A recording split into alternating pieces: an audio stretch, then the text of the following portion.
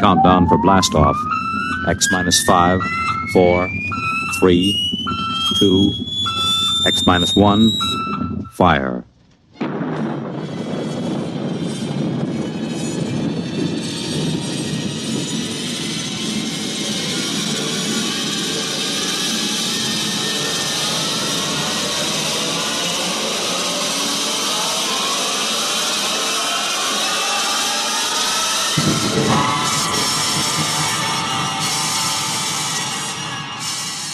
From the far horizons of the unknown come tales of new dimensions in time and space.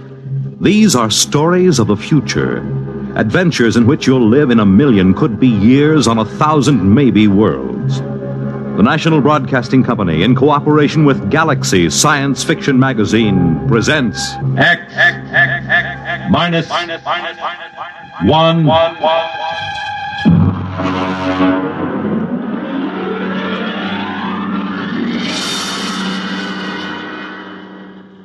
Tonight, Protection by Robert Shekley.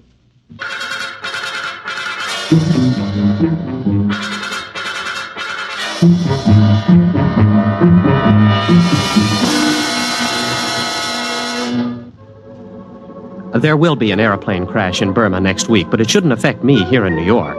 And the Feegs certainly can't harm me, not with all my closet doors closed. No, the big problem is Lesnarizing. I must not Lesnarize, absolutely not. As you can imagine, that hampers me. And to top it all, I think I'm catching a very nasty cold. The whole thing, including the cold, started on the evening of November 7th. I was walking down Broadway on my way to Baker's Cafeteria with Charlie Lester. He's in one of my physics classes, and we were both feeling pretty lightheaded. Boy, I've had tough exams in my day, but that was... You got a cold? No, I haven't got a cold. My eyes just water, my nose runs, and I sneeze because I'm essentially a masochist. Actually, it is psychosomatic. I hate my mother and my father. Of course I've got a cold. What do you think? Well, look, don't give it to me. I've got a heavy date with a Barnard Jr. this weekend. My boy, there is no such thing as a heavy date with a Barnard Jr. Never mind. Just don't blow any germs my way. Well, as a matter of fact, I'll leave you completely. I have to go over to South Hall to pick up some books. So long.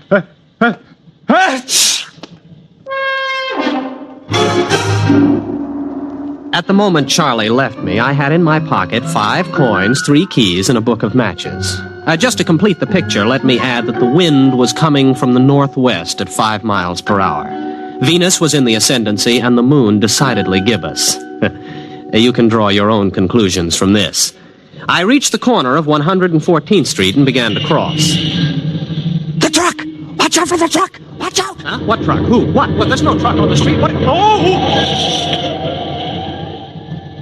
Oh, well, thanks, friend. If you hadn't warned me, I'd... Hey, where are you? Who said that to me? Where are you?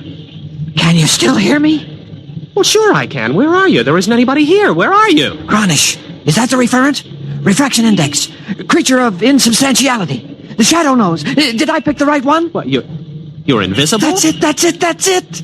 I knew the concept was somewhere in you. Well, what are you? A Valadusian Durg. A what? I am...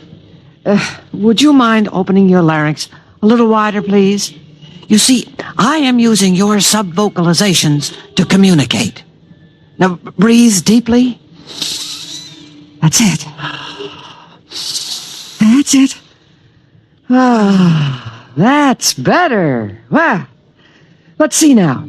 I am the spirit of Christmas past, a creature from the Black Lagoon, the bride of Frankenstein. Now, hold on. What are you trying to tell me? That you're a ghost or a creature from another planet?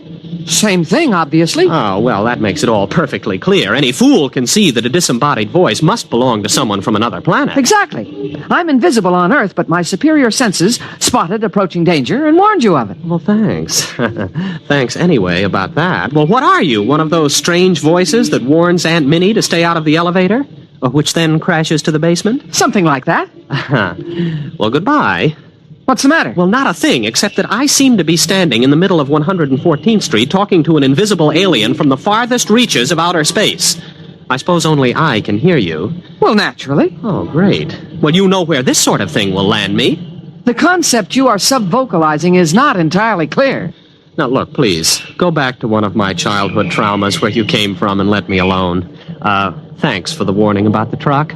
Good night. Where are you going? I am going to a saloon down the street, much frequented by Columbia students. Won't you talk with me? Look, please, will you cut it out? There are two girls watching me now. But you must talk to me. The real subvocal contact is very rare and astonishingly difficult. Sometimes I can get across a warning just before a dangerous moment, but then the connection fades. Well, you mean that is the explanation of premonitions of danger? That's right.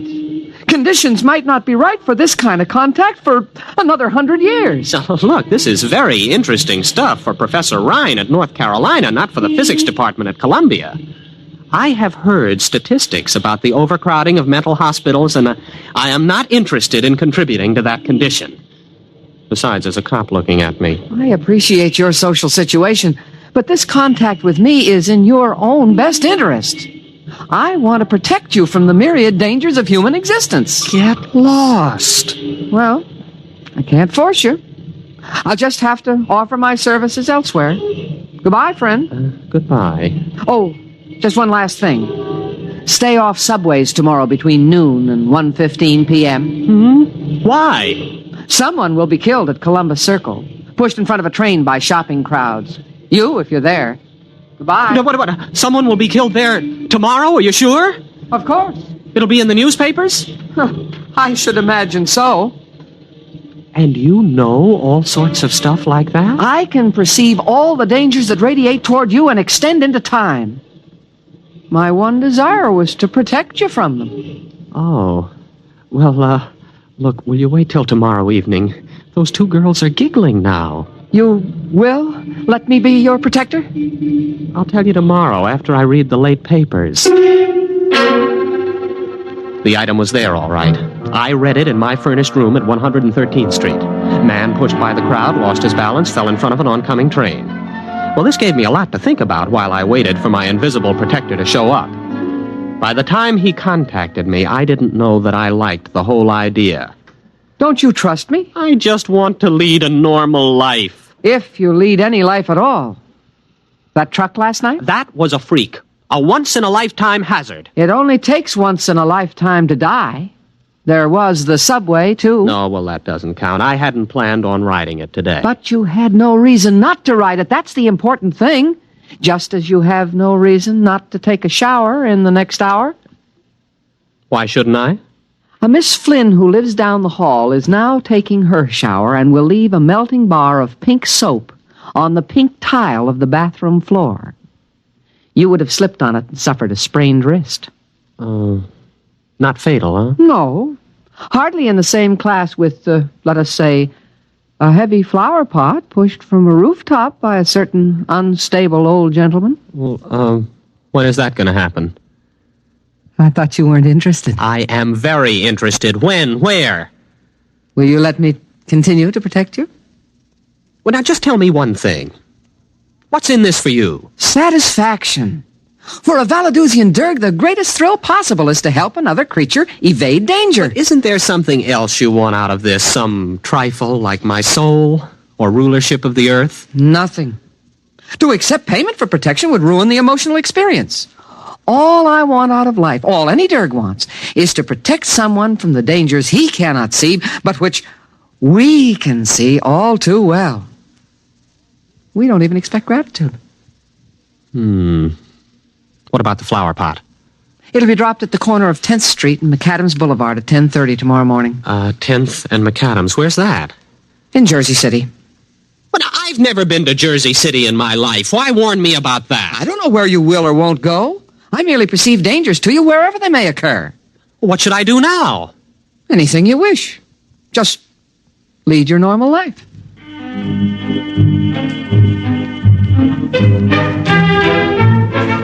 It started out well enough.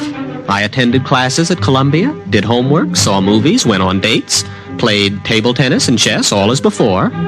At no time did I let on that I was under the protection of a Valadusian Durg. Even Charlie didn't notice it, though he had a pretty good excuse. Boy, are you lucky. I got stuck in that elevator for 4 hours. Say, how come you walked? I never saw you volunteer to walk 5 flights before. Oh, well, a little bird told me. Oh, boy, I wish I wish I had a little bird like that. Why don't you do something for that cold? Why should I?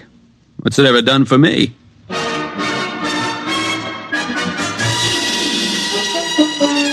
Not even the Durg had warned me about Charlie's bad jokes in time. But he did his best. And once or twice a day, he'd come around and report. Loose grading on West End Avenue between 66th and 67th Streets. Don't walk on it. Of course, I wouldn't. Once I got used to it, it gave me quite a feeling of security. But the Durg soon became overzealous on my behalf. He began finding more and more dangers. Look out for an overhanging sign on the Hotel Nacional. Where, 48th Street? Mexico City. Don't go to the hockey game tonight. Where? At Toronto. Look out for the Elm Street bus. Philadelphia? Omaha. Don't go surf riding today. What? Surf riding? Where? Papiti. Now, just wait a minute.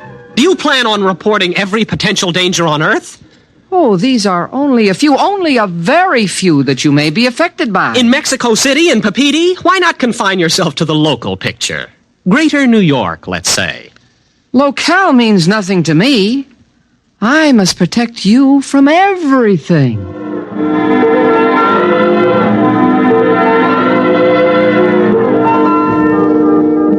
Well, it was rather touching in a way, and there was nothing I could do about it. I simply had to discard from his reports the various dangers in places like Hoboken, Thailand, Kansas City, Angkor-Wat, Sarasota, and Paris. I concentrated pretty much on Manhattan. He did save me from a pretty nasty holdup on Cathedral Parkway and a 4-alarm fire. But he kept stepping up the pace. Tainted food in Baker's Cafeteria. Don't eat there tonight. Amsterdam Bus 312 has bad brakes. Don't ride it. Mellon's Tailor Shop has a leaking gas line. Explosion due. Have your clothes dry cleaned elsewhere. Rabbit mongrel on prowl between Riverside Drive and Central Park West. Take a taxi. Soon, I was spending most of my time not doing things and avoiding places. Danger seemed to be lurking behind every lamppost waiting for me. I rather suspected the Durg of padding his report. All my reports are perfectly genuine.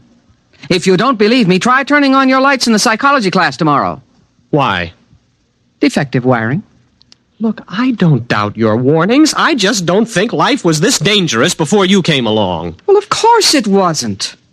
Surely you know that if you accept protection, you must accept the drawbacks of protection as well. Drawbacks like what? Protection begets the need of further protection. That is a universal constant. Before you met me, you were like everyone else and you ran into such risks as the situation offered. But with my coming, your immediate environment has changed and your position in it has changed too. Why? Because it has me in it. It is well known that the avoidance of one danger opens the path to others. Are you trying to tell me that my risks have increased because of your help? It was unavoidable. Why, you miserable extraterrestrial con man. Now look. All right. Thanks for everything. I'll see you on Mars or wherever you hang out. You don't want any further protection? You guessed it. Don't slam the door on your way out. But what's wrong? Your risks have increased, but my capacity for detection is more than ample to cope with it. I'm happy to cope with it.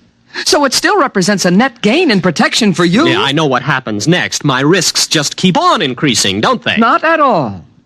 As far as accidents are concerned, you have reached the quantitative limit. What does that mean? It means that there will be no further increase in the number of accidents you must avoid. Look, if you leave me alone, my original environment will return, won't it? And with it, my original risks? Eventually. If you survive. Fine, I'll take that chance. You cannot afford to send me away tomorrow. No, don't tell me. I'll avoid the accidents on my own. I wasn't thinking of accidents.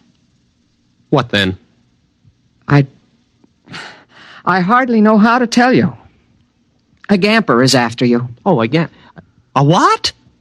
Now, what kind of a gag is this? A gamper is a creature from my environment. I suppose he was attracted by your increased potentiality for avoiding risk due to my protection. Now, look, you can take your gamper. If he comes, try driving him off with mistletoe. Iron is often effective if bonded to copper. Will you get also. out of here? Are you sure? Beat it. Blow. Scram. Get out. Go on. All right. All right. Goodbye. Goodbye. Are you gone? Are you really gone? Good riddance. What's that?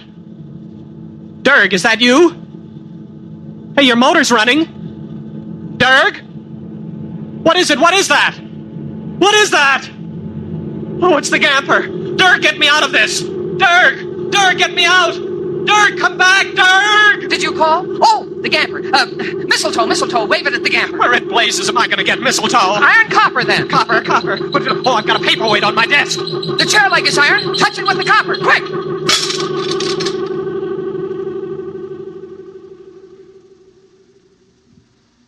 You see? You need my protection. The Gamper almost got you. Yes. Yes, it sure did.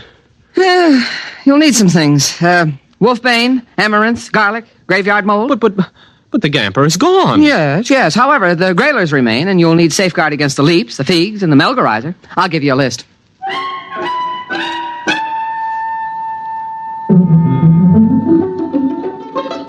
He gave me a list and I went shopping. I ran into Charlie at the supermarket. Hey, Bob! Where you been? Wolfbane, amaranth, garlic. They must have garlic. Well, sure, they got garlic over here. Oh. Well, I guess you know what I came in for. Tissues. What else? Yeah, well, now let me see. Graveyard mold. You think they'd have it here? Hey, boy, what's the matter with you? You look white as a ghost. I'm white as a Gamper, or a grailer, or a leap, or a fig. Well, what is that, jive talk? Please, Charlie, don't bother me. I'm busy. All right. Who has the nearest graveyard that would be moldy this time of year?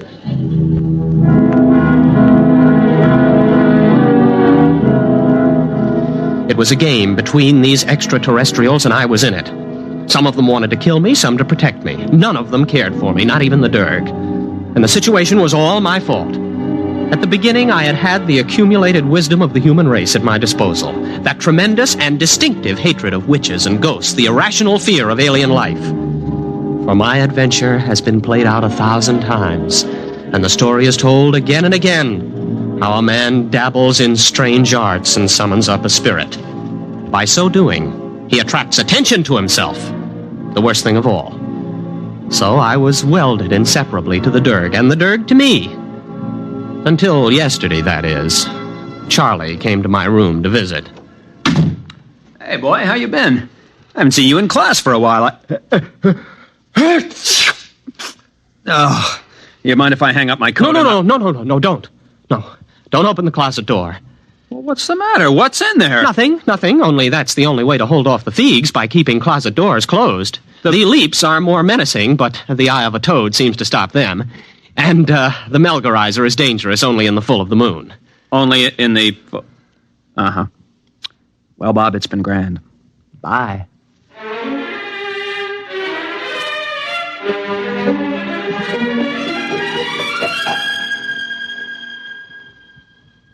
You are in danger. What? Who? What again? What is it this time? It is the Thrang who pursues us. Us? Yes, myself as well as you. For even the Durg must run from risk and danger. Well, is this Thrang particularly dangerous? Very. Well, what do I do? Snakeskin over the door? A pentagon? Burn incense? Anything? None of these. The Thrang must be dealt with negatively by the avoidance of certain actions. All right. What shouldn't I do? You must not Lesnerize. I must... Lesnerize? What's that? Well, surely you know it's a simple, everyday human action. Well, I probably know it under a different name. Explain. Very well. To Lesnerize is to... What? It is here. The Thrang. The Thrang is here. Durg, where are you? What should I do? This has me. What should I do? It has me. I'm going. The Thrang. Don't Lesnerize. Don't Lesnerize. Don't.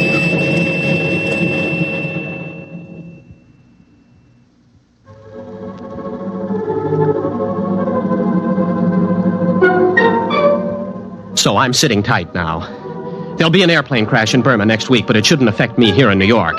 And the figs certainly can't harm me. No, not with all my closet doors closed. No, the problem is Lesnerizing.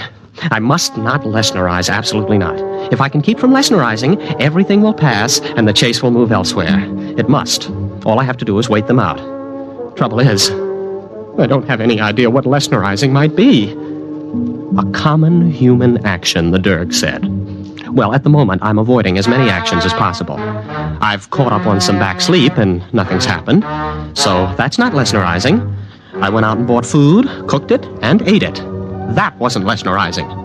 I'm telling you the story, and that isn't Lesnarizing. I'll get out of this yet. I will get out of it. I'm going to catch a nap now. I think I've caught Charlie's cold. I think I'm going to have to...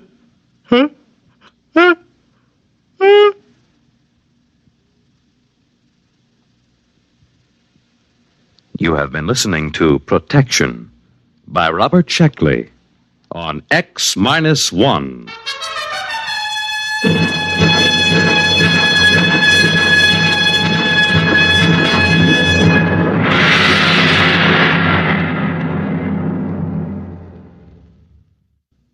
X-1 is presented by the National Broadcasting Company in cooperation with Galaxy Science Fiction Magazine, which this month features Survival Kit by Frederick Pohl. The story of Mooney, a smart but luckless man who had to scrounge while his friend Harse always made out well, just because he owned a survival kit. Galaxy Magazine on your newsstand today. Tonight, X-1 has brought you Protection, a story from the pages of Galaxy, written by Robert Shekley and adapted for radio by Ernest Kenoy. Featured in our cast were William Redfield as Bob of the final and fatal sneeze, Elliot Reed as his breezy pal Charlie, and William Keane as the foreseeing Durg. Your announcer, Fred Collins. X-1 was directed by Kenneth McGregor and is an NBC Radio Network production.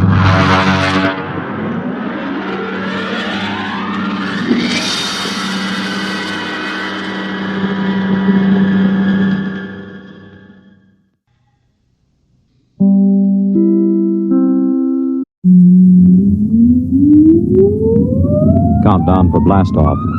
X-5, 4, 3, 2, X-1, fire.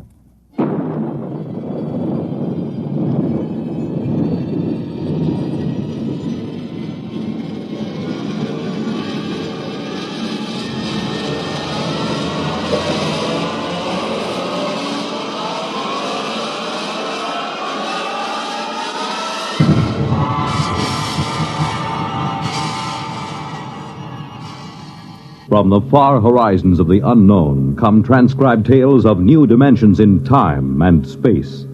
These are stories of the future, adventures in which you'll live in 1,000,000 could-be years on 1,000 maybe worlds. The National Broadcasting Company, in cooperation with Galaxy Science Fiction Magazine, presents X minus 1.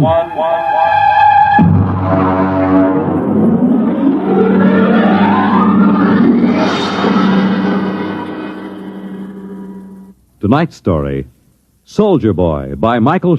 In a great cave by an ever-burning fire, the warrior sleeps. For this is the resting time, the time of peace, and so shall it be for 1,000 years. And yet we shall summon him again, my children, when we are sore in need. And out of the north he will come, and again, each time we call, out of the dark and the cold, with the fire in his hands, he will come.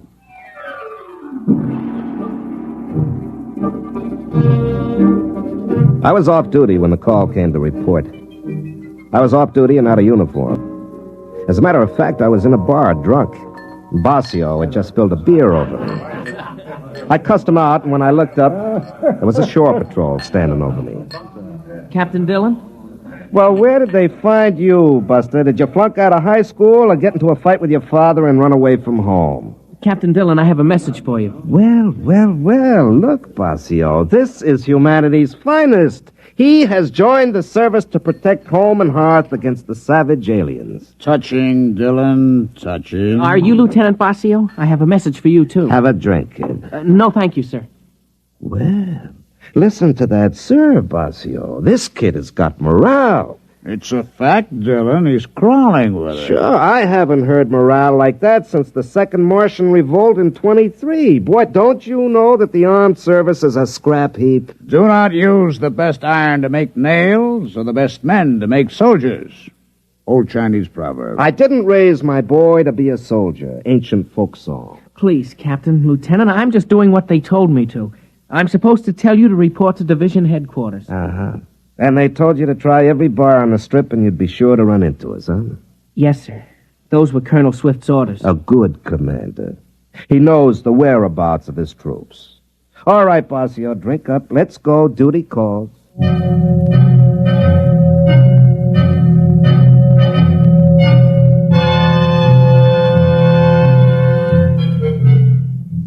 The garrison town was wide open. The street was lined with saloons, gambling houses, and whatever. They cleaned up this sort of thing on Earth and every colony in the solar system and beyond, but they let them stay near the Army bases, mostly because they knew there'd been 500 years of peace, and the men that sifted down into the Army were not quite the best adjusted of human beings. The drinkers, the gamblers, the men who were destructive in 100 different quietly degrading ways wore the uniform of the Defense Command. The uniform that was usually creased and just a little dirty. I know because I'm a veteran of 20 years of it. Not a veteran of any wars nor any fighting except in some saloon on payday, but a survivor of garrison life, of chasing smugglers and rarely catching them. The colonel was fat and sweaty, and as a gesture to military discipline, he chased a frowsy blonde out of the office before he spoke to us. Sit down, Dillon. Have you ever heard of Lupus 5? No. It's out on the rim on a 360 vertical sector. They were wiped out a year ago. Disease? Aliens. A mail ship found it. By the time they called the Army in, almost 6 months had gone by. There were 70 colonists. 31 were dead. The rest were missing. All the technical equipment, all radios, guns, machines, even books were gone. The rest of the place was burned over. Only one of the men found something in the ash. As you know, every colony is equipped with a detonator in a main building. And a cobalt bomb buried right in the middle because it's a lot more important to blow a whole village than let some hostile alien learn vital technical facts about human technology and body chemistry. Well, why didn't the bomb blow at Lupus 5? Because the wire was cut. At the heart of the camp, under 12 inches of earth, somebody dug it up and cut it. Who? I don't know. Dillon, we're pulling back, evacuating the rim colonies. There's nothing else to do. No defense possible? After 500 years of peace? Look at you, Dillon. Look at me. And the rest of the Army is about the same. We're pulling out. They're not going to like that out at the rim colonies. If they don't like it, they can wait and be burned by the aliens. We can't protect them. You'll report to the 38th sector. You'll have 10 planets on your route to warn and evacuate. Try and stay sober. Yeah, I'll try. That's all. Get out of here. And send Kitty back in on your way out.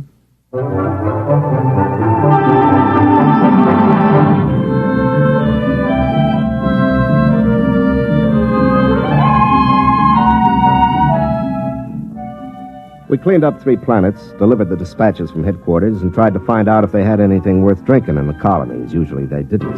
And we were stuck with something at Basio made out of high-thrust fuel with a little lemon juice and oil of wintergreen for flavoring. We headed out for number 4.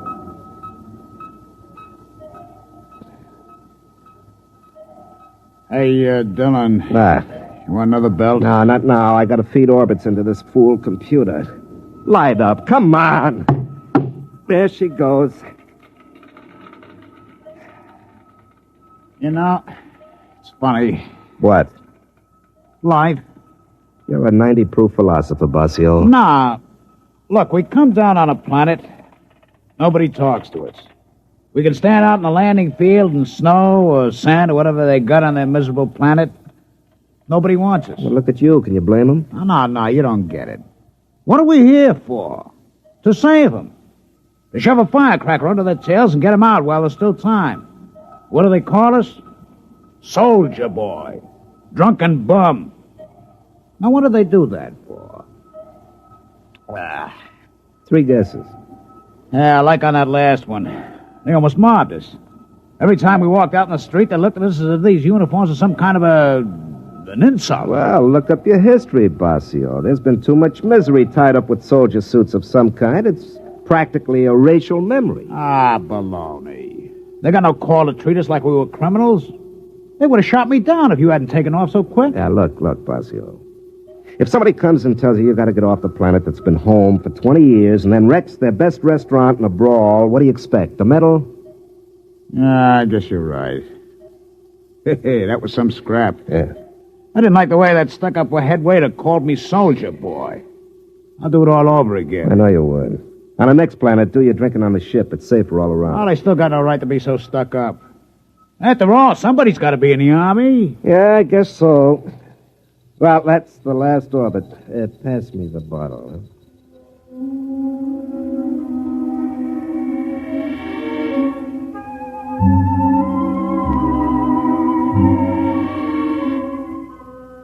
The fourth planet was Norge 1, a big green world about 20% cooler than Earth temperate.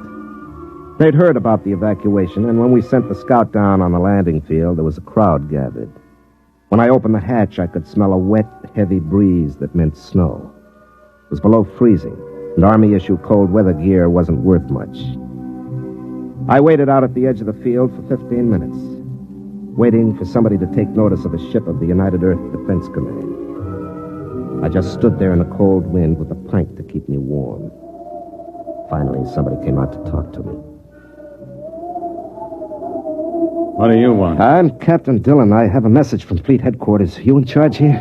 Nobody's in charge here. If you want a spokesman, I guess I'll do. What is it? Well, I got a dispatch for you from Headquarters. I'll look at it later. Is it always this cold? This time of year. Freeze a brass monkey. Drink? No, thank you. Mind if I do? No, if you have to. I don't suppose you got any decent liquor on this planet. No, we don't have any. Yeah, I forgot.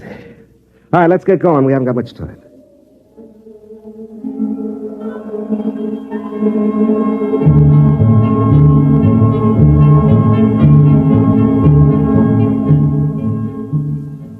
They had a meeting at the main warehouse.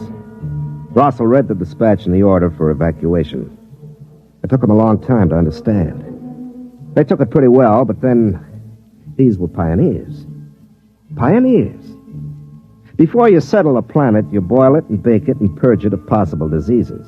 Then you step down gingerly and inflate your plastic houses which harden and then become warm and impregnable. You send your machines out to plant and harvest and set up automatic factories to transmute dirt into coffee, and without having lifted a finger, you've braved the wilderness, hewed a home out of living rock, and you're a pioneer.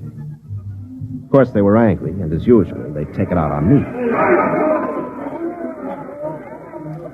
Now, look here, soldier. This is our planet. This is our home.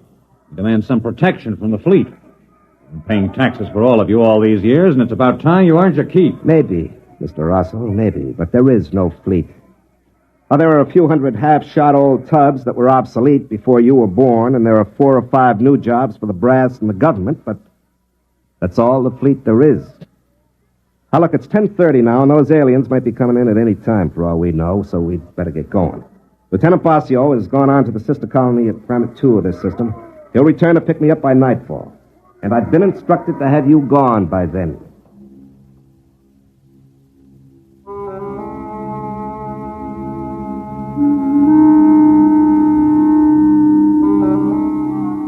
I wanted to remind them that nobody wanted the Army, that the fleet had grown smaller and smaller, but there wasn't any point to it now. I realized long ago that they were right in a way. I was a big, fat anachronism, a fossil, a hangover from the Dark Ages. Only unfortunately, we'd run right into a new Dark Ages that came from somewhere out in the stars and picked off colonies and burned them to a cinder. Well, when they finally left the meeting, I went out to check the bomb. The detonator was in the radio shack. It was a long metal bar with a lock on it. I followed the conduit down the wall till it entered the ground. Then I started to chop at the frozen earth to follow the wire.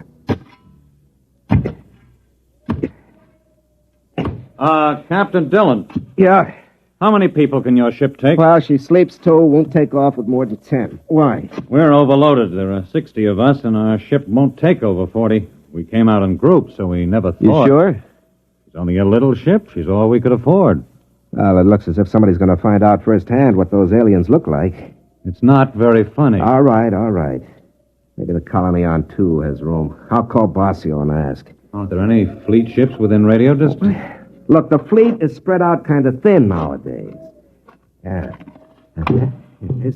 What's that? That's your wire from the detonator to the bomb. Somebody dug it up, cut it, and then buried it again and packed it down again real nice. Fool.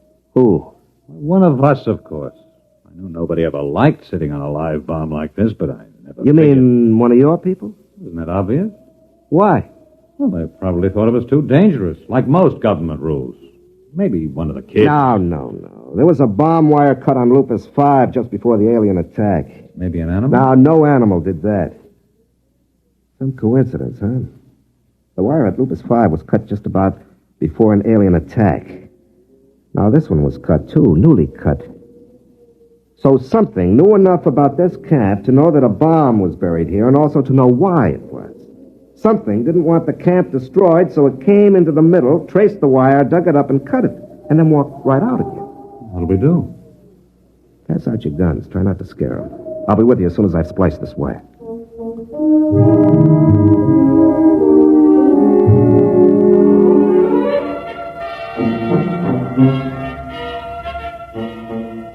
I spliced the wire and went back into the radio shack and pulled out my pistol.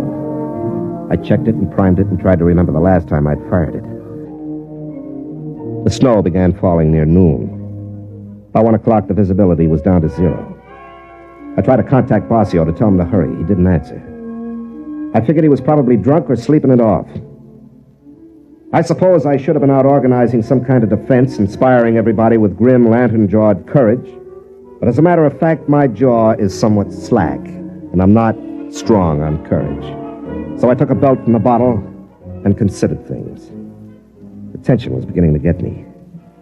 After 20 years of hanging around and playing like the town drunk, a man can't be expected to rush out and plug the breach just like that. You have to work up to these things gradually. I suppose there was something to me originally, but I lost it. I lost it in 20 years of idiotic garrison spit and polish in saloons and the icy looks and choice words that civilians save for peacetime soldiers. I had half the bottle killed when Rosso came back to see me. Captain, I just can't make any sense of this. Who cut that wire? Well, as far as I can figure, an alien cut it. No, there haven't been any aliens or any peculiar animals near this camp. We've got planet-wide radar, and there have been no unidentified ships since the first landing a year ago. One of us must have done it. It's the only possible explanation. You mean a traitor? Or a dupe. Maybe the aliens can exert some kind of telepathic control. I can't see it. If they're able to control one, why not all and save half the bother? Now, look, is there any animal that ever comes near here that's as large as a dog? Well, there's a vigil. It's like a monkey with 4 legs. We shoot them now and then when they get into the crops. We're going to post sentries. Do you want to place them? Well, you know this site better than I do. Post them in a ring within calling distance, huh? Dylan, what are they like? The aliens. Do you know? No, I don't think anybody does.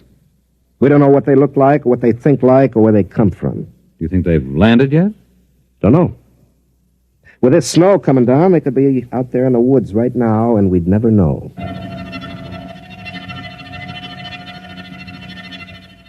Planet Director 7396 recording progress report on attack day. Physical situation excellent. Headquarters bunker 10 feet underground. Electrical heating apparatus running smoothly. View screens operating. Human colonists' activity not according to pattern. 8 humans have taken up watch positions on the perimeter of the colony. Original plan was for attack at night, but presence of Earth vessel dictates change in plans. The humans move quickly. They might be gone by nightfall. It will be necessary to disable their ship, proceeding on this alternate plan.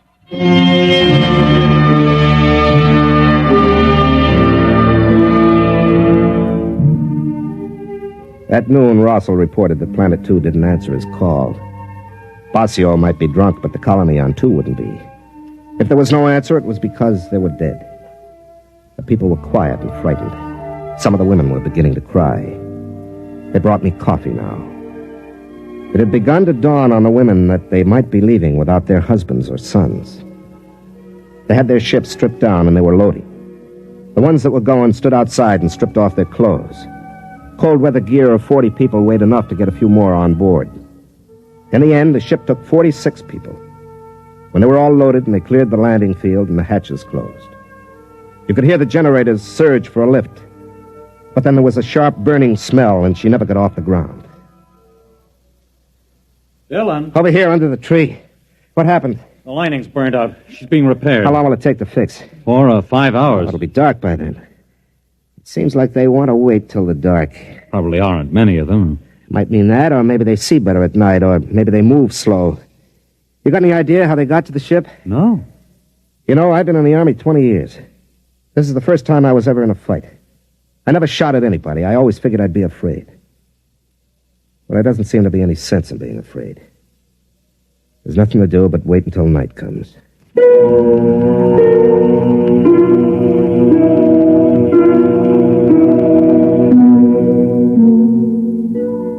I sat there thinking of Basio. He was dead.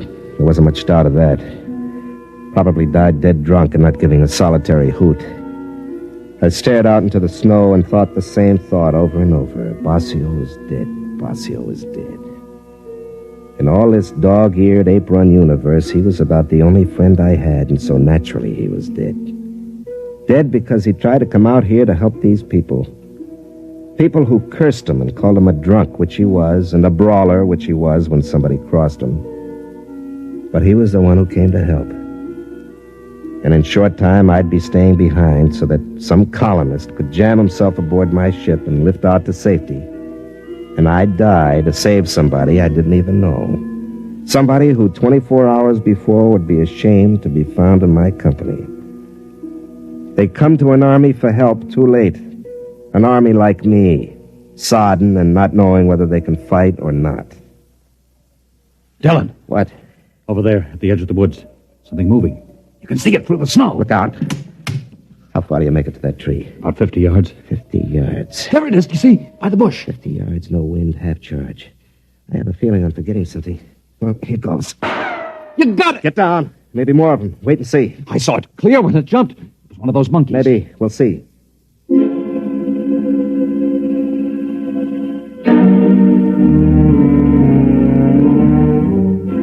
I waited 10 minutes and then I ran over. Whatever it was gone, almost all of it. My bolt had taken a paw and taken it clean off. I picked it up, but there was no blood. The skin was real and furry, all right, but the bone was steel and the muscles were springs. It wasn't any four-legged monkey. It was a robot.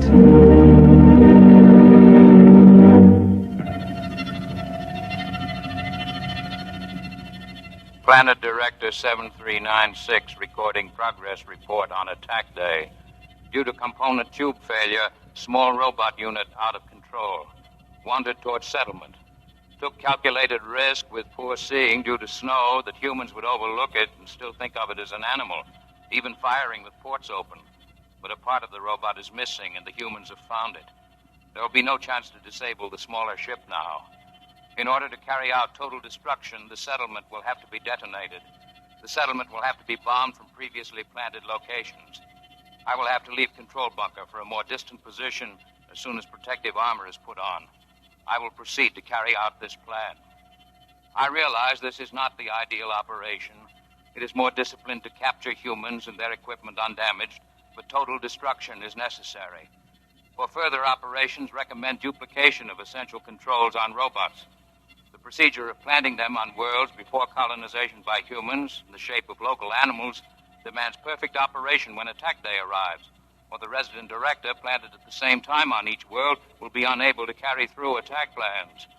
Now leaving bunker.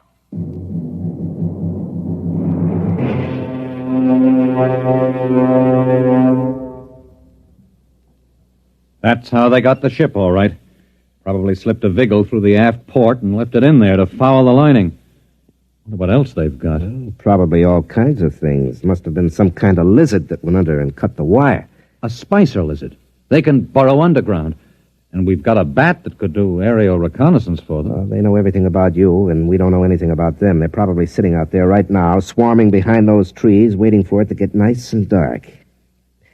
All right, you better get back to the others and tell them I'll stay here. Why? Because we only need one. If we could just get one back to a lab, we'd have some clue to what they are. We can't just cut and run. We got to make a stand. I didn't think the Army made stands. I thought they just pulled out. Yeah, I suppose so. An army does what it has to, and ours is weak and filled with men like me. But even so, there comes a time, just good, plain old luck. I didn't know where they were, or how many there were, or what kind, so I needed luck. I started to inch forward in the snow. There was nothing but quiet and the trees. I got past the first trunk. My elbow hit a rock, and it hurt. My feet were cold. And then I heard a noise. The thing was moving down the left side of a gorge up ahead. I got up on my knees, I blew on my fingers, and threw the charge level on my pistol over to full. It was a great black lump on a platform. The platform had legs and was plodding up a path that came right past me. It hadn't seen me yet, but it would. There were 5 of those little monkeys skipping on before it, acting as eyes. Then one of them spotted me and started running. My first shot took the monkey in the head, and then I aimed for the lump on the platform.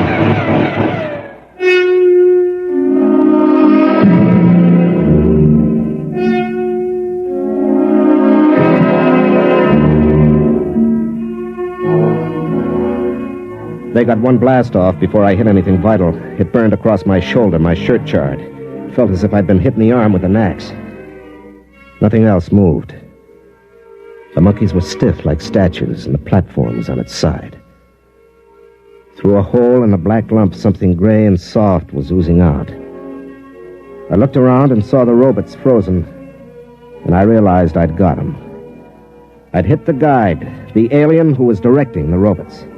I kicked at it with my foot. It was too big and heavy to carry. I'd have to send someone back for it. But I wanted to take something, so I grabbed one of the monkeys by his stiff, jutting arm and began to drag it back to the village. We put the alien in a freeze tank and shipped it back to Earth. They learned a lot in the lab, but out there in the colony, we learned a lot more. We learned that man wasn't born to live out his days at home by the fire. In the wee black corner of space which man had taken for his own, other men were learning. And the snow fell in the planet's world, and when it was spring, where I had fought, men were already leaping back out to the stars.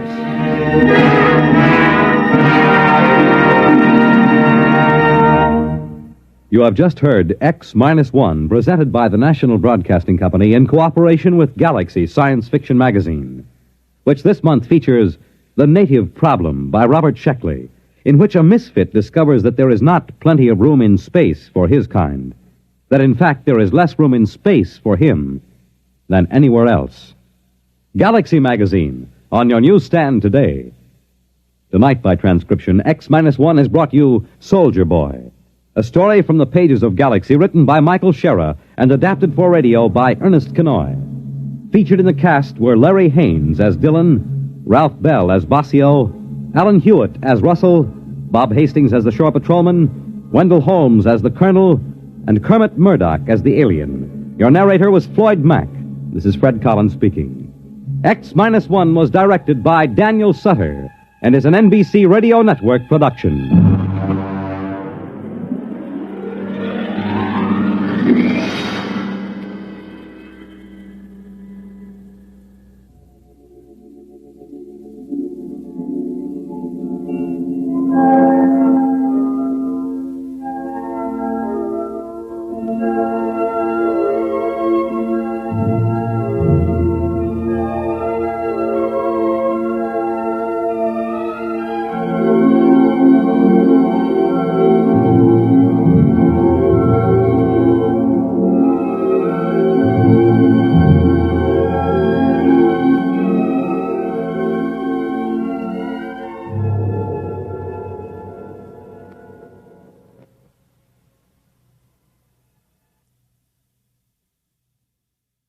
One of the best, one of the most popular programs on radio. That's You Bet Your Life with Groucho Marx. And here's a reminder. Now Groucho can be heard on Saturdays, and he's on at a time when every member of the family, from Junior to Grandpa, can join in the laughter that goes with each question and answer session. A new day, a new hour, but the very same fun and good times that have made Groucho and You Bet Your Life so popular throughout the years. Have you ever met a hamburger king or an earthworm farmer or a famous beauty contest winner? Well, these are some of those who have appeared as Groucho's guests. Who will be his guests tomorrow? Well, that's a secret, but you can bet your life they'll be full of fun and surprises. Have you ever heard Groucho sing his classic Captain Spaulding or throw a romantic line at a pretty girl? Well, listen in and you'll find out. Hear music in the Morgan Manor. Russ Morgan, live, weekday mornings on NBC Bandstand.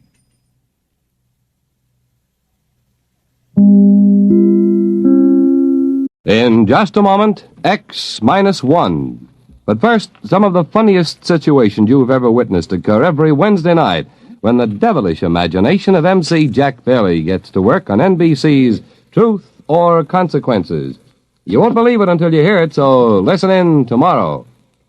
Then another laugh session is in store later on with the wise and witty Groucho Marx as he and contestants play You Bet Your Life, while the melodic note in your Wednesday evening schedule is music and fun on Airtime with Giselle McKenzie.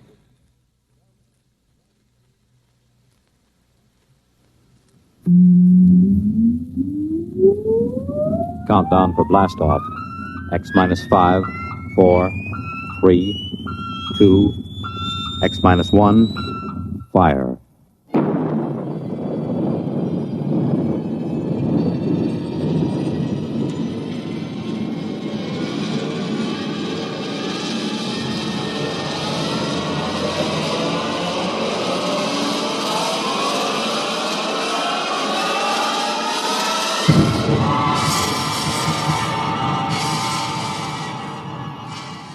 From the far horizons of the unknown come transcribed tales of new dimensions in time and space. These are stories of the future, adventures in which you'll live in a million, could be years, on 1,000 maybe worlds. The National Broadcasting Company, in cooperation with Galaxy Science Fiction Magazine, presents X minus 1.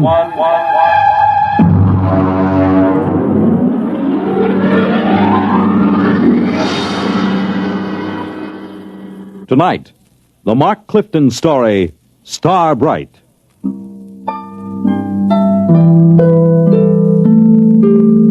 Well, it's finally happened.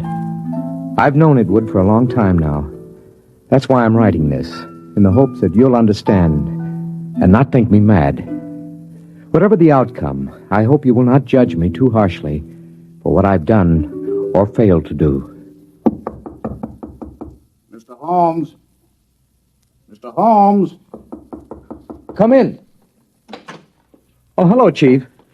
I just wanted to let you know, sir, that we're doing everything we can to find the children. Yes, I'm sure you are. We've got 300 men out combing the woods for them. The Army base has volunteered another 100 men, and we've sent an all-points bulletin to every police unit in the country. Fine. I just wanted to check and make certain our description is accurate. Your little girl, Star, was wearing a blue dress and white sandals, is that right? That's right. And she is how old? 6 years old. And the little Howell boy, how old was he? 7, I believe, yes, 7. Thank you. Well, I'll be in touch with you. Well, that's very good of you, Chief. Oh, by the way, yes. Mr. and Mrs. Howell, how are they taking it? Well, they're pretty upset, naturally. Mr. Howell, he's out with the men searching. Yes, I know. Mrs. Howell's in the car outside. Ruth is outside? Why didn't she come in? Well, she said she'd rather not. Oh, I see. Do you, Pete? Oh, Mrs. Howell, I thought... I decided to come in. I'm not going to sit on my feelings any longer. Now, Mrs. Howell... No, I have to say this. Pete, Bill and I have been your neighbors for almost a year now.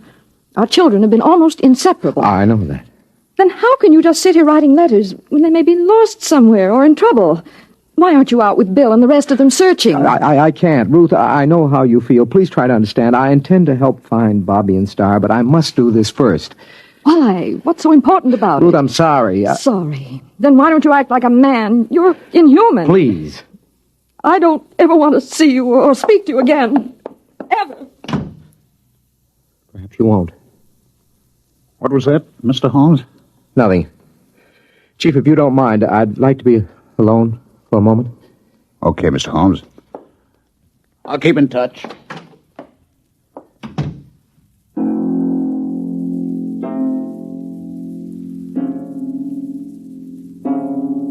How can I tell them? How can I make them understand?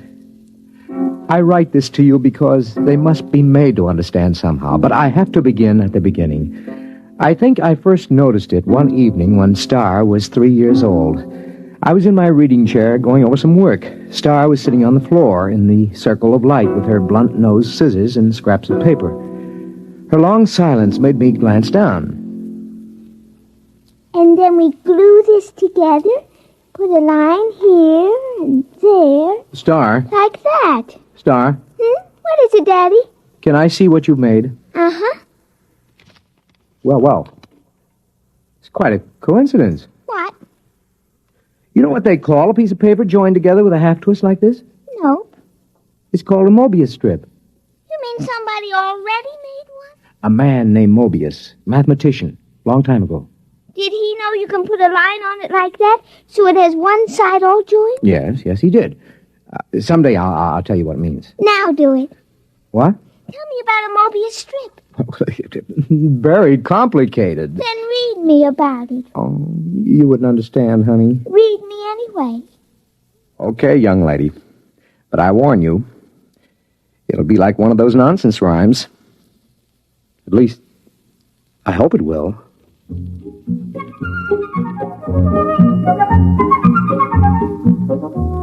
At 3 years, a child shouldn't have enough functioning intelligence to put together a Mobius strip. I had known for some time now that Star was an exceptionally bright child. Just how bright, I had no idea.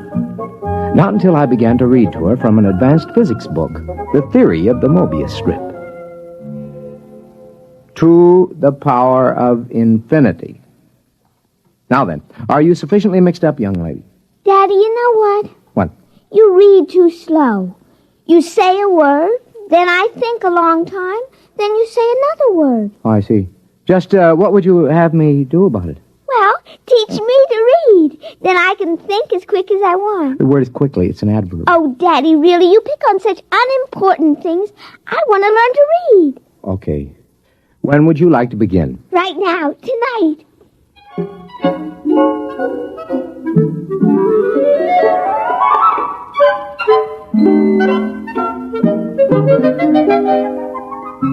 Before she went to bed that evening, my daughter was able to read. In the months that followed, a great deal happened. Some of our friends, like Jim Petrie, have dropped in and been amused to see her on the floor, rapidly turning the pages of an encyclopedia as big as she is. Sit down, Jim. Oh, thanks. Star, aren't you going to say hello to Uncle Jim? Hello. I see she's taken to looking at the pictures in the encyclopedia, huh? Oh, yeah, yes. Come on in the library, Jim. I'd like to talk to you privately. Yeah, sure thing. Bring your drink, huh? Okay. I'll shut the door here. Why all the secrecy? Sit down. Jim, we've been friends, you and I, ever since engineering school. So? Neither of us have ever mentioned it, but one of the reasons we were drawn together is because both of us have IQ somewhere up in the genius ratings. Oh, I think it was more than that. Well, that played a part. It isn't easy to be exceptional in a world which regards mediocrity as the only behavior above suspicion. Well, we all have to live with our afflictions. Yours and mine is a quick mind in a dull environment. What would you do, Jim, if you were a parent, as I am, whose wife had died, as Eleanor did, and you discovered that your only child was, well, afflicted with a fantastically brilliant mind? Star? Oh, come on, Pete. Any little girl who's content just to look at the pictures in the encyclopedia. Jim. I mean, after Jim. all. What? She wasn't looking at the pictures. Huh? She was reading the pages. What? But she was turning them as fast as humanly possible. She was reading them. But I know. I've tested her. She not only remembers everything, she understands the concepts. She even gets impatient with. Well, have you measured her? Well, I've given her IQ tests, aptitude tests, reaction tables, all the paraphernalia for measuring something we know nothing about. And? Tests don't work. How do you mean? Well, either the tables are screwy or stars beyond all measurement. Pete, are you sure you're not projecting this? I mean, isn't it possible that a few accidental... Daddy? Yes, honey. I got lonely. Okay, come on in. Uncle Jim, would you read me a story? Why don't you read your own story? Because I'm only 3, and 3-year-olds can't read. And so she had found the answer to her affliction by herself. Conformity. She had already learned to conceal her intelligence. So many of us break our hearts before we learn that. When Star was 4 years old, according to state law, her mind had developed enough so she could attend nursery school. Hi, Daddy. Hi, honey. Did you, like nursery school? Oh, yes, it was fun. What'd you learn today? Not much. I tried to cut out paper dolls, but the scissors kept slipping. Now look, Star, don't overdo it. That's as bad as being too quick. The idea is that everybody has to be just about standard average. That's the only thing people will tolerate. It's expected that a little girl of 4 should know how to cut out paper dolls properly. Oh, I guess that's the hard part, isn't it, Daddy? To know how much you ought to know. Yeah. That's the part I always found hard when I was young. It's really all right. I let one little girl show me how to cut them out, so now she likes me. She just took charge of me and told the other kids they should like me too. So they did, because she's the leader, even if she is one of the stupids. What? The stupids. That's the trouble with you, Daddy. You don't grasp things right away. That's because you're only a tween. Between? I assume that means an in-between? That's right. You're in between a stupid and a bright. And you're a bright. Yes. I made those names up when I was very little. How little? Oh, about 6 months old.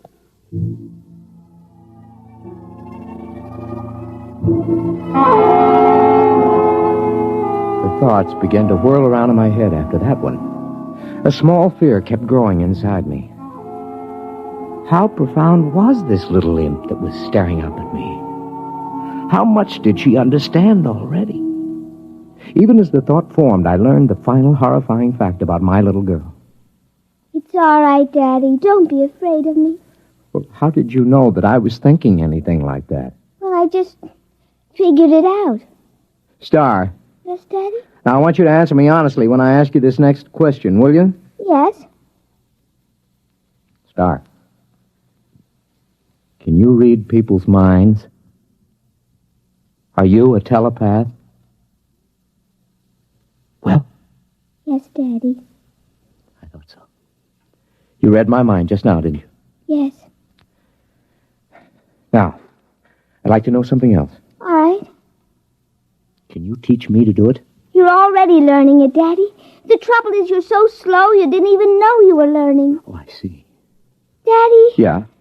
You know what I wish? What do you wish? Well, nothing.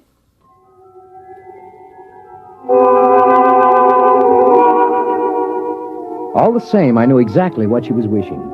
She was wishing for a companion whose mind would match her own. You see, I was becoming telepathic. Just a minute. Well, hello. Is your little girl home? Yeah, she's upstairs. Who are you? I'm Robert. Robert who? Robert Howell. My mother and father moved next door yesterday. Oh, well, come in, Robert. I'd like to play with your little girl. How'd you know I had a little girl? Oh, I just know. I see. And how old are you? I'm 6. Well, I'll ask Star to come downstairs. I'm sure she'll be glad to see you. Yes, she will. Tell me, Robert, are you a tween or a bride? Oh, I'm a... What did you say, Mr. Holmes? Nothing.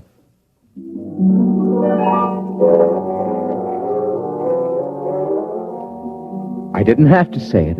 I could read his thought. He was a Bright, and it was no accident that he and his parents had moved next door. Somehow, Star had managed to make contact with him, and they had arranged the whole thing. A father is prepared to lose his daughter eventually, but not so soon, not so terribly soon. Coming. Oh, hello, Ruth. Something wrong? I was just looking for Bobby. I thought he was over here playing with Star. Well, I thought they were over at your place. I don't understand it. I have noticed that they've been disappearing for a couple of hours almost every afternoon. Well, I suppose they'll turn up again. They know better than to cross the street by themselves. They're too little for that. If they come here first, tell them to come over and have some milk and cookies. Yeah, I'll do that. Oh, by the way, this must belong to your Star. Oh, what's that? Oh, some sort of coin or medal or something. I found it out in the backyard after Star and Bobby were playing. It looks brand new. Let's have a look.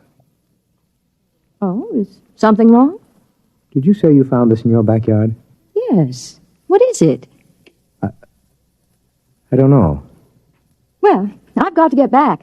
Bill will be getting home for dinner soon, so see you later. Yes.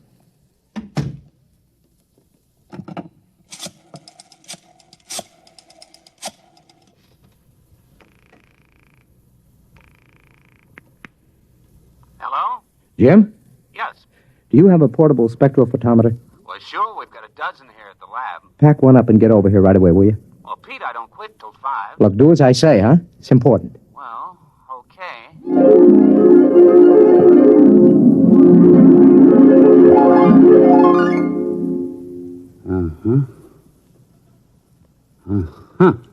Well?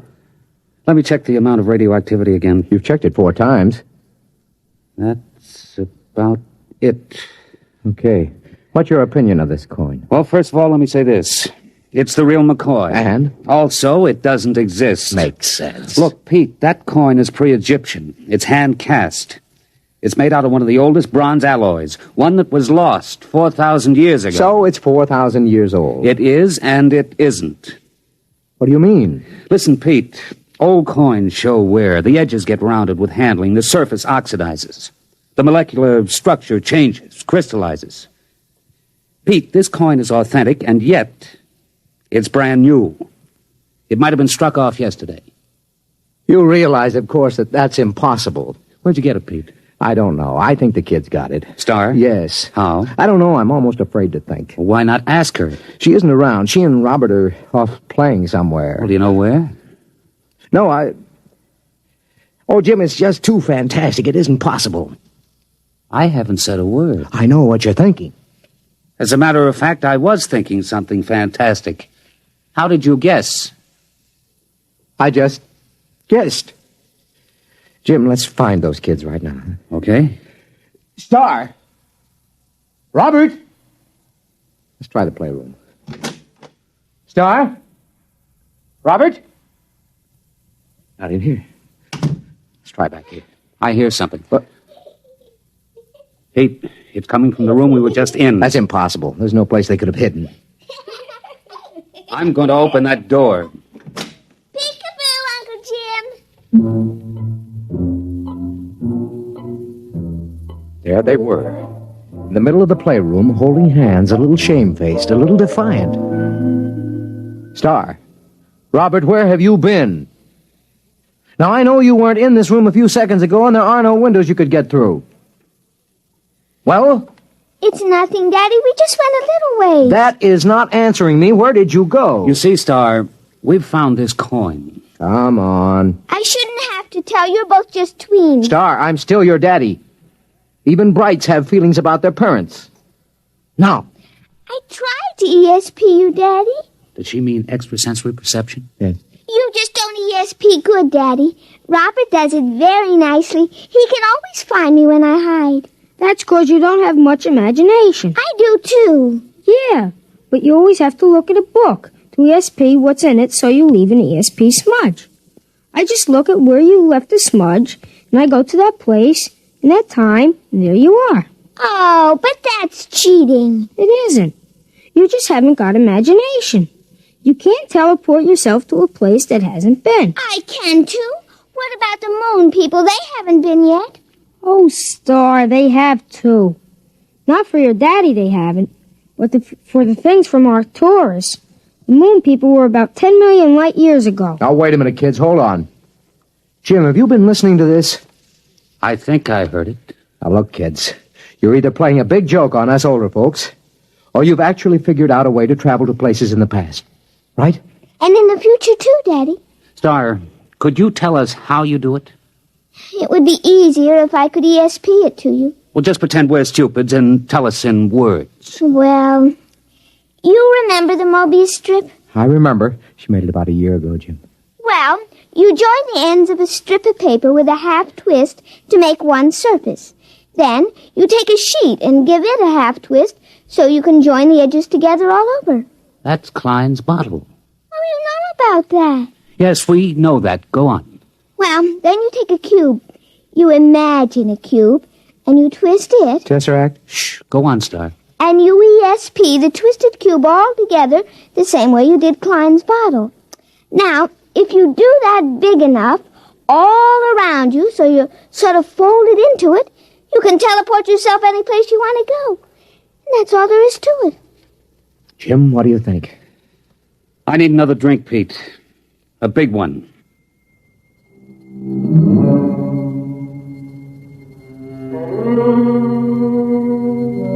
That's all there was to it. The line, the plane, the cube, those were Euclidean physics. The Mobius strip, the Klein bottle, the twisted cube, those were Einsteinian physics. Well, I was pretty advanced in both, but I'd have to do some heavy thinking to really grasp it. Meanwhile, the two little kids stood there staring at us. Star, Robert, can you tell us some of the places you've been? All over, Uncle Jim. The Romans and the Egyptians and places like that. Is that how you got the coin? Uh-huh, I found it. It wasn't stealing, was it, Daddy? I just found it in the dirt. We'll skip that for a minute. What about going to the future? There isn't any future, Mr. Holmes. What's that? It's kind of hard to explain. Even Star doesn't get it. Oh. But when she gets to be 6, like I am, she'll probably understand. Well, try to explain it to me. Well, it's all connected. Just like the Mobius strip. If you go far enough, you'll get back to where it starts again. You start with the cavemen, then us men, then atomic men, the moon men, planet men, star men, and brights. Only somehow... What? The brights got off the strip. We haven't been able to find them any place in time. I'd sure like to know how they got off and where they are. Now, look, kids, this kind of thing can be dangerous. You might be eaten by a dinosaur or something. Well, we just ESP ourselves right out of there. Well, anyway, I don't want you leaving this part of the time strip. Not again. Daddy. Now, I may be just a tween, but I'm your father. I always mind you, Daddy. Yeah? What about going off the block? But, Daddy, we didn't cross a single street. Nevertheless... Pete, think of what you're doing. Pictures, specimens, recordings. Not only from the past, but from the future. Pete, I beg you. Jim, this is my daughter. But what a contribution. We could be ages ahead of ourselves. No. Star. Robert, I'd like your promise you won't leave present time again. Well? Okay. Okay. All right. Now run along. Robert's mother has some cookies and milk for you. Okay. See you later, Daddy. Beat you there. That was a moon. Jim, I'm sorry. Well, I suppose if I had a daughter... Are you going to report this? And have everybody give me the horse laugh? I may be just a tween, Pete, but I'm not an utter fool. It took me almost 6 months to do it. I don't know how many times I visualized a cube and ESP'd it a half twist and tried to seal the edges around me.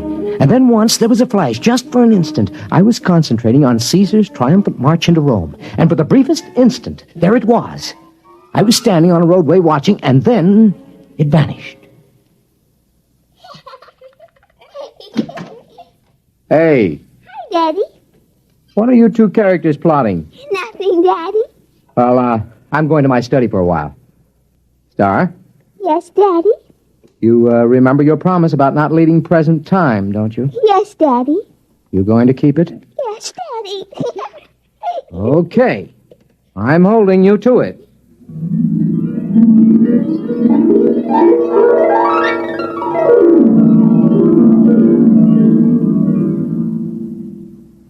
Hello? Hello, Pete, this is Ruth Howell. Yeah? Are the kids there? No. When did you see them last? What time is it? Oh, about 10 this morning, 6 or 7 hours ago. Why?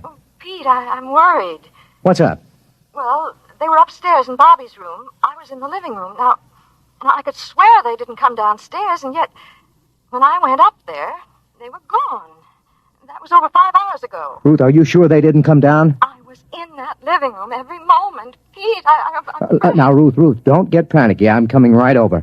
Just don't get panicky.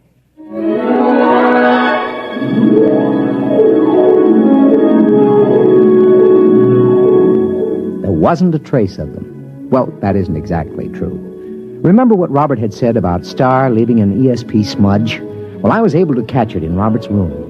It had something to do with where the Brights went when they got off the time strip. That's it, of course.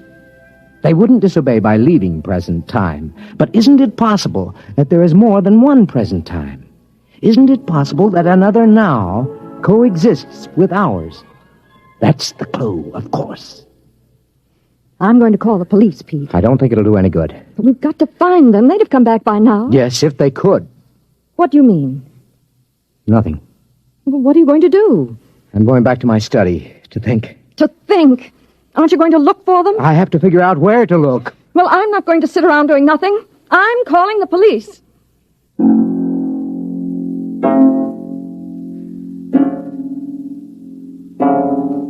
That was this morning. I've been doing some desperate concentrating since then, Jim. I'm writing this down so you'll know. I've already managed to go back to the time of Cheops and ahead to the time when men were navigating to distant planets in a matter of days. But the big job remains. How to get into a dimension parallel with our own at the same time. I figured out that to get the equivalent of a Mobius strip with depth, you must use the supercube, the tesseract.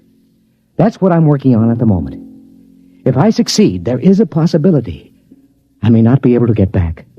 I hope you will be able to make Bill and Ruth Howell understand. Okay, now if I take 6 cubes and fold them in one another so that every angle is a right angle. Yes, all right, I've got that. And now if in folding, I ESP the tesseract, a half twist around myself. Mr. Holmes? Mr. Holmes, are you in there? Mr. Holmes? We'll have to break in. It's locked from the inside. Mr. Holmes! Pete! Pete, where are you? Pete! That's funny. The door was locked from the inside, but here's his fountain pen with the ink still wet. But he's gone.